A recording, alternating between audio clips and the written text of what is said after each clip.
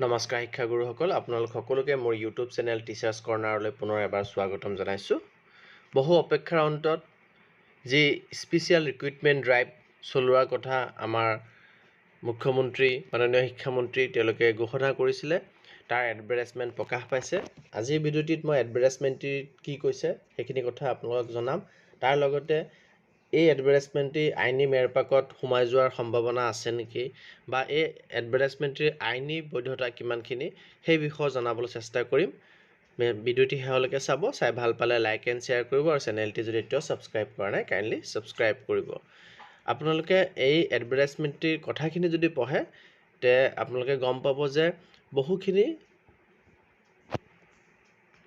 সতৰ্কতাৰে সৈতে এডভাৰটাইজমেণ্টটি প্ৰকাশ কৰিছে, আৰু ইয়াত লিখিছে যে চৰকাৰক যি পাৱাৰ দিয়া হৈছে Assam elementary education provincialisation 4th amendment rules 2024 মতে সেই ক্ষমতা এক্সাৰচাইজ কৰি, সেই ক্ষমতা ব্যৱহাৰ কৰি অনলাইন এপ্লিকেশ্যন বিচৰা হৈছে।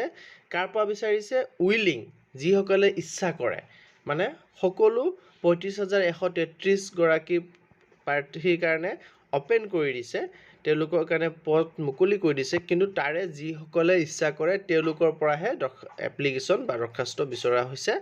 এণ্ড ইলিজিবল কেণ্ডিডেট, আৰু যোগ্যসকলৰ পৰা বিচৰা হৈছে, যিসকলে কণ্টেক্সুৱেল বা ষ্টেট পুল টিচাৰ হিচাপে সমগ্ৰ শিক্ষা অসমত কাম কৰি আছে। তেওঁলোকে আছামৰ যি ৱেবছাইট, সেই ৱেবছাইটত গৈ পেলাই 35,133টা assistant teacher LP, assistant teacher UP আৰু ছায়েন্স গ্ৰেজুৱেট টিচাৰ UPৰ পদৰ কাৰণে আবেদন কৰিব পাৰে, আৰু তেওঁলোকে ইনিচিয়েল পে পাব, ইনিচিয়েল পে বুলি স্পষ্টকৈ উল্লেখ কৰিছে। আৰু কণ্ডিশ্যনখিনি দি দিছে, কি কণ্ডিশ্যনত চৰ্ত থাকিব। তাৰে প্ৰথমটোৱে হ'ল যে 31 জুলাই 2024 তেওঁলোকে কণ্টেক্সুৱেল বা ষ্টেট পুল কণ্টেক্সুৱেল টিচাৰ SSৰ অধীনত কাম কৰি থাকিব লাগিব, অৰ্থাৎ বৰ্তমানলৈকে তেওঁলোকে কাম কৰি থাকিব লাগিব। আৰু 31 জুলাই 2024লৈকে তেওঁলোকে কণ্টেক্সুৱেল বা ষ্টেট পুল টিচাৰ হিচাপে তেওঁলোকক অতি কমেও 5 বছৰ ছাৰ্ভিচ হ'ব লাগিব। আৰু এপ্লাই কেতিয়াবা কৰিব পাৰিব? 6 আগষ্ট, অৰ্থাৎ আজিৰ পৰা, কিন্তু আজি 10 বজাৰ পৰা, এতিয়ালৈকে এপ্লাই খোলা নাই। আৰু 12 আগষ্ট 2024 মাজনিশালৈকে এপ্লাই কৰিব পৰা যাব, আৰু কোনো অফলাইন দৰখাস্ত একচেপ্ট কৰা নহ'ব।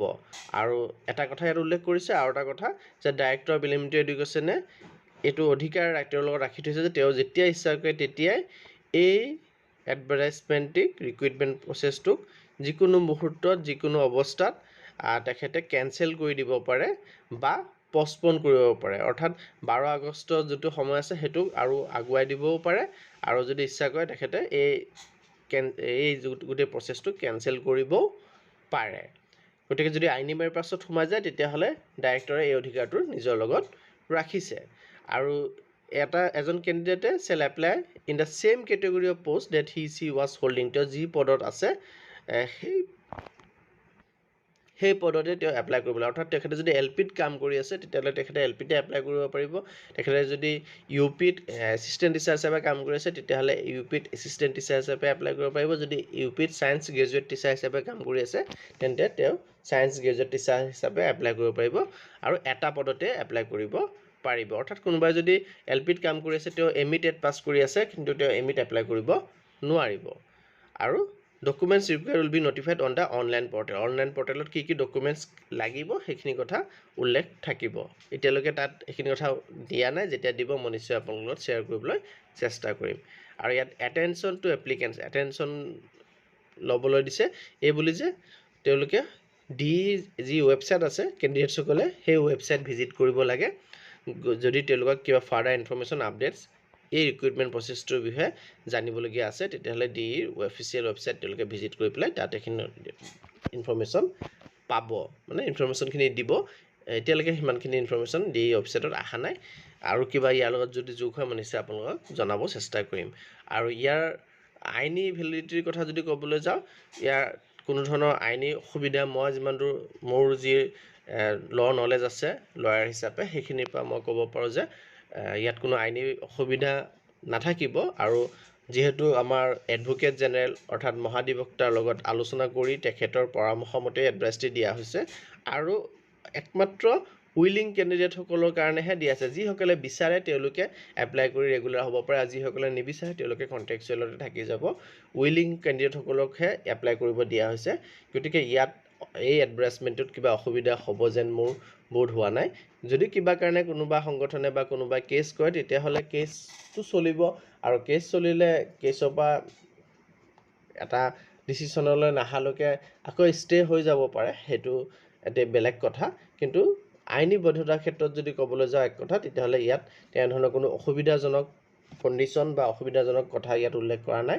বহুত সতৰ্কতাৰ সৈতে এই এডভাৰটাইজটি দিছে, মই যিমান দূৰ পঢ়ি পেলাই গম পাইছোঁ। গতিকে ইয়াত অসুবিধা আহিব নালাগে।